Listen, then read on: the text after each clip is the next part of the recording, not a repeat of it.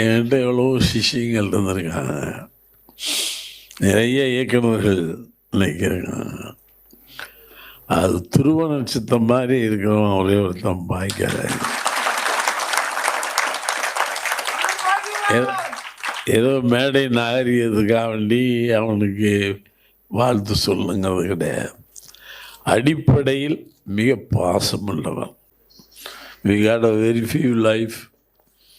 அந்த ஃபியூ லைஃபும் சினிமாவில் இருக்குது luck.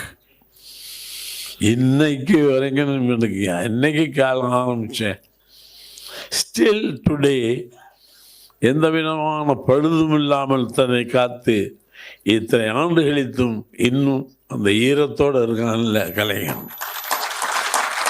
It's a great thing. 5 வருஷம் இருப்போம், 10 வருஷம் காணாமல் போயிடுவானே. அப்படி இல்லை, இன்றைக்கும் பாக்கியராஜ் வேணும் தயாரிப்பாளர்களுக்கு. எழுதுறது மட்டும் இல்லை, யாரையும் மனம் நோக்கி பேச மாட்டான், தெரியாது.